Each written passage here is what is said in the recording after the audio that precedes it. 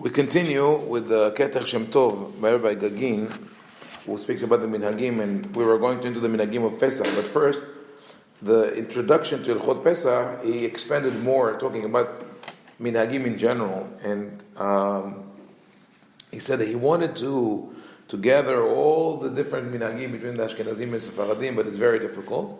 So we just listed some of them. For example, we don't have the same nusach of the prayers, not the same liturgy, the poems that we read. There's a Sephardic minhag to stay up on the seventh night of Pesach, on Hoshana Rabbah, and to do the akafot. Ashkenazim don't do that. Some Sephardim have the minhag for the Hatan and Kala, a bride and groom, to sit under a chuppah the whole 7 days. Not all communities. Sephardim say the Hallel with the bracha on the 2 first nights of Pesach in the Bet Knesset. Ashkenazim don't do that.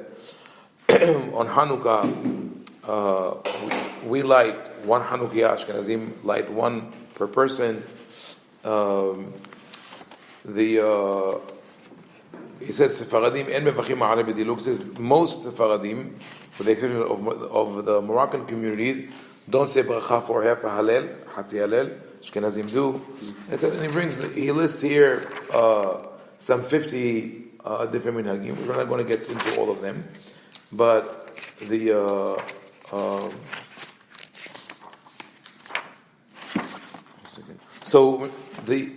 I'm not going to get into all the different minhagim that he lists, but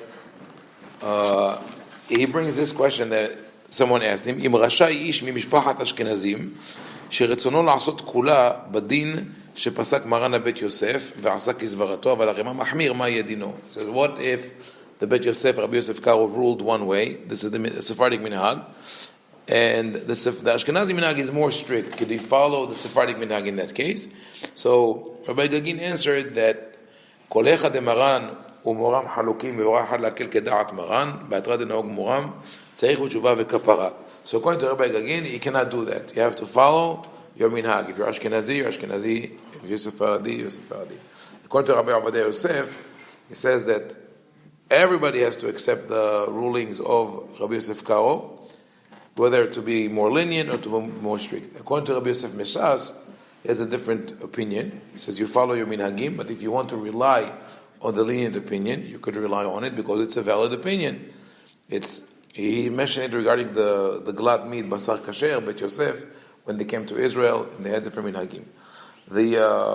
Last year I wrote this article about kitniot on Pesach, legumes and rice and all that there's enough evidence to show that because today we don't live in segregated communities as we did in the past, even when that was written, people didn't travel that much, and the communication was not as fast as today. So when you move from one place to another, and you did something which was different than what people did, you stood out. For example, standing or not standing the Kaddish of Erev Shabbat in the synagogue. Some people stand, some people sit. Kabbalat Shabbat. Some people stand during the Chadodi, some people sit. Same with Aseret HaDibrot. And there are many other different minhagim. In the past, it used to be that if you come into a synagogue and you do things differently, people look at you as they say in Hebrew, you fell from the moon. What are you doing? Today, most people are aware of the different minhagim, or even if they're not aware of that specific minhag, they know that there are Jews who do things differently. For example, today everybody knows that the Sephardim eat rice on Pesach. As a matter of fact, that's the only thing many Ashkenazim know about us, in particular minhagim. Oh, you eat rice on Pesach. But it is more widespread. The knowledge that there is diversity is more widespread now. So one could rely on that. If there's a need to switch the minhag, a certain minhag that you're not comfortable with, there's no reason to say that you have to stick to it and cannot change it at all. When necessary, and always in the private realm, not in the synagogue. The synagogue is a community. The community follows, whether it's Moroccan, Iraqi, Ashkenazi, whatever it is, it should be accepted by all and not by the whim of one person. But when it's a personal thing, say for example, waiting between meat and dairy, there are different minhagim. the Ba'alat Tosafot in the 12th century still used to finish the meal, say Birkat Hamazon, and eat dairy, because it's not in the same meal. This evolved in the Ashkenazi community into either waiting 3 hours or waiting 1 hour. Some Sephardim wait 6 hours, some wait 4 hours, some do different between meat, whether it's meat or chicken. Now, what if one wants to switch his minhag? Is it possible or not? So some, like Rabbi Gagin, say you cannot do that. Others would say it depends on the situation. The thing is that, for example, when we speak about dairy and meat, it has to do also with the with the way we eat and the way we snack, even, that is completely different today than it was in the past. In the past, people didn't have food available at all times. You go to work, mostly you wouldn't have, probably not dairy, maybe cheese, but the way people ate, they had 2 meals, one in the morning, one at night. That's it. Not 3 meals and numerous snacks during the day. And the stuff that we do to have coffee with milk or get your Starbucks, they didn't have that. So they could live with, okay, I'll eat in the morning, next meal I'm going to eat dairy. We have a different pace, different customs. So if someone wants to change, and this is something that makes you very uncomfortable, why not? Especially since if you think about that, at a certain point in the past, one of our forefathers switched the minhag of his father, of his grandfather, because if we know that there are 4 different minhagim, one does 1, 3, 4, 6 hours, right? At a certain point, they had all the same practice, or no practice at all. So someone switched it. So on a personal level, I think that is possible. Anyway, then that man who asked the rabbi about following the more lenient minhag asked, "Ma odot ir שנמצא בה שתי קהילות ספרדים ואשכנזים וכל קהילה נוהגת כמנהגה בקרולות וחומרות." What if you have 2 communities and each community has its own supervision system, and now you're invited to a wedding? Can you eat if you're Sephardi? Can you eat with Ashkenazim or not? So what became the norm today is, that's what people think, you go with the strictest opinion, which makes it difficult for people, because now everybody has to follow the most strict level of supervision, which makes it more difficult in terms of affordability, etc. He said, "Tzarich ba'al ha'sauda lodi alayim," that the host must tell the people, and I've seen it numerous times. I go to a wedding, people come to me because they think that if I'm, as a rabbi, I know who's the mashgiach. He says, "Do you know who's the mashgiach?" I don't know. "Do you know if the meat is Bet Yosef?" I said, "I don't know." It's like, who told you that I'm going to eat here? Maybe I'm not going to eat here, right? Maybe I'm not. If you have doubts, if I know that the person who invited me is an observant person, I know that the meal is kosher, I'm not going to ask around who's the mashgiach, and I'm not going to ask whether the meat is kosher or not. If you don't want to eat meat, don't eat meat. And if you want to eat meat, trust the person who does the ashgaha. That's the way Rabbi Mesas ruled. But he says, and you have to find out.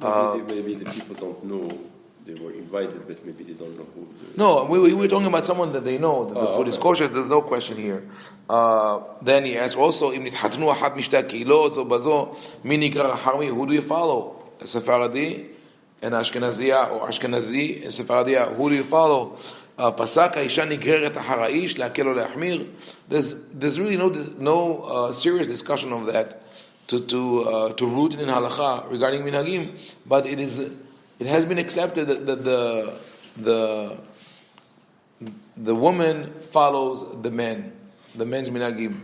But what do you do, in which it doesn't bring up here? What if the woman is more observant, right, and the husband was never observant? Now he decides to become observant. He has no minhagim from home. Right. Maybe his grandfather did that. Why would she follow that? I had once a very interesting story. There was like an anecdote. We were in when I lived in Bogota. There was we come out of the synagogue Erev Pesach, and there was a young couple that was like, they were yelling, screaming at each other, fighting. They just got married. So what happened? So he was a Sephardi, she was Ashkenazi. In Bogota, they used to call them Polacos y Turcos, Polish and Turks, because the first Jews who came to Colombia were the Sephardim were from Turkey and the Ashkenazim from Poland. So Turcos y Polacos. So he was a Turco, she was a Polaka.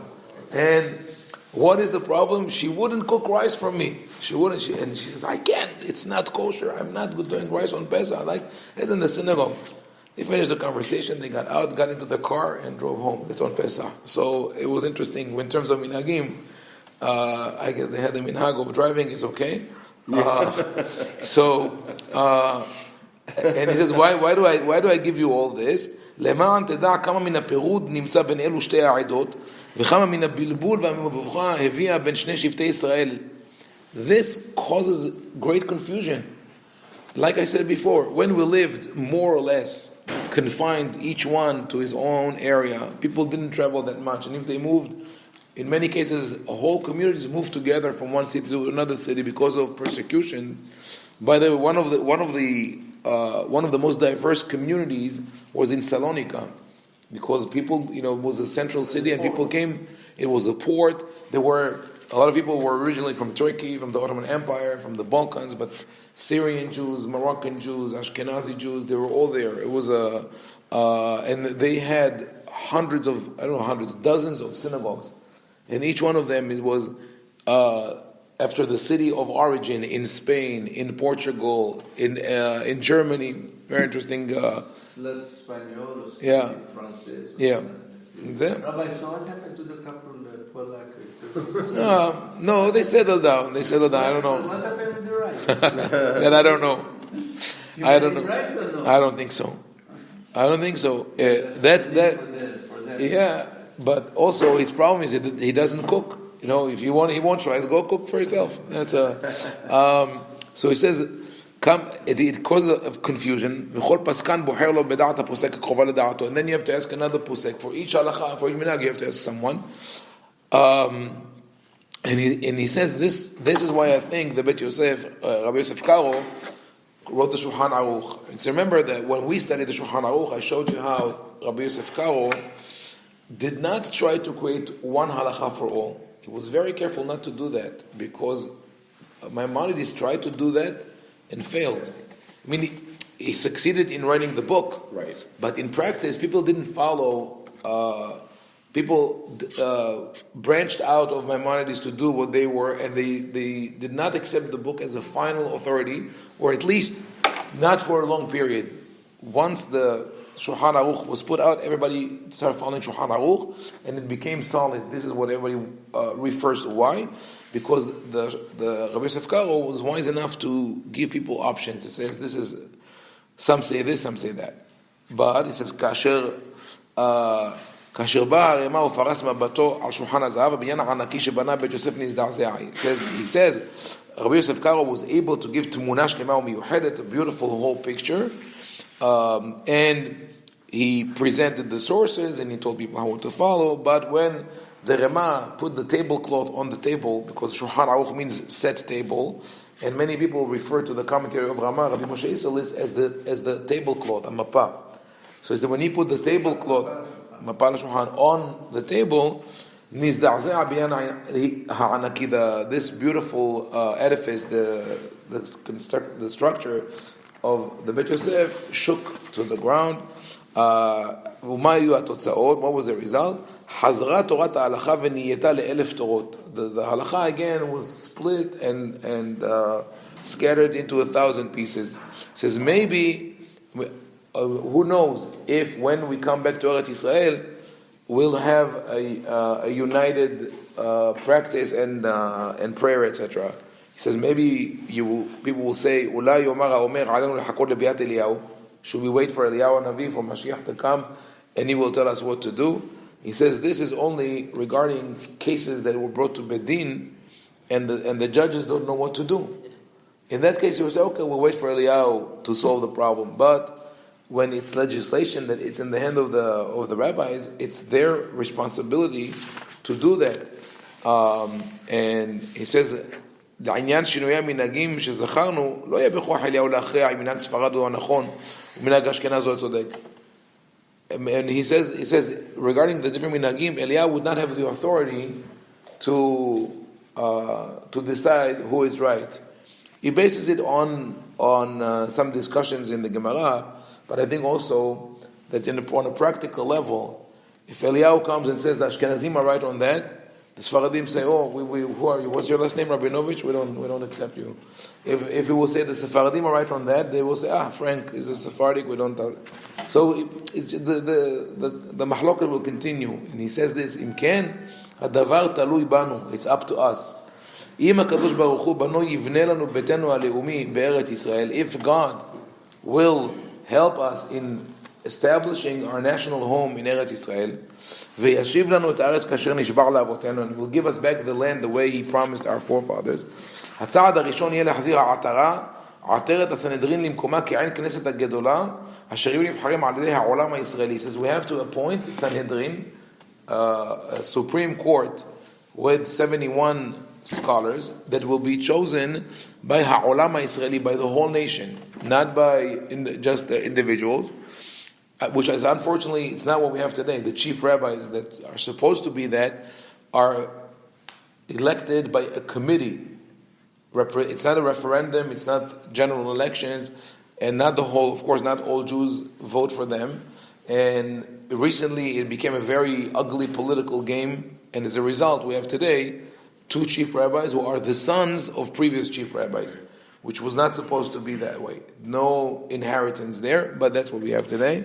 And he says, and those scholars would be Anshei Emet, Yunivharim al yedei Anshei Emet. The people who elect them will be honest people. Sonei Betzah, V'yu Anshei Midot. Like I said, the election should be done by the whole Jewish nation. And those elected should be midot tovot, have good character traits, hachamim gdolim b'chokhmat Torah, and great scholars, anshei emet, honest people, sonei batzar, important ones who cannot be bribed, who cannot be swayed by offering favors or anything like that. Vehem b'chocham yimtzeu trufa lahamon shinu minhagim asher ben Yehuda v'Benyamin, and they will have to find a remedy to those many differences between the Sephardim and Ashkenazim, or all the other tribes. And he says, "Ve'az hayesod ve'amud ha'yemini shel ha'umah Yisraelit." The pillar and foundation for the Jewish nation is ha'ahadut, ha'haskama ve'ashalom, is to be united and to agree harmoniously on how to succeed with the minhagim and the how to proceed with the minhagim and with the halachot. He says, and when they do that, all the people will follow them with love and fraternity. He concludes beautifully with the nevuah of Yeshayahu. I will restore your judges as it was in the past. And then you will be renamed Yerushalayim, the city of justice, the faithful city. Now, he says this as a mini prophecy. When does he write that? Signed here, Rosh Chodesh Nisan Shnat HaTashah. On the first day of Nisan of 1948, which is 5 weeks before the Declaration of Independence.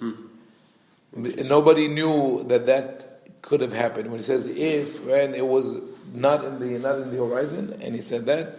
And that's what we should really work on and hope for, to have harmony in our minhagim, and at least acceptance of each other. Baruch Adonai, Na'olam, Amen, Amen.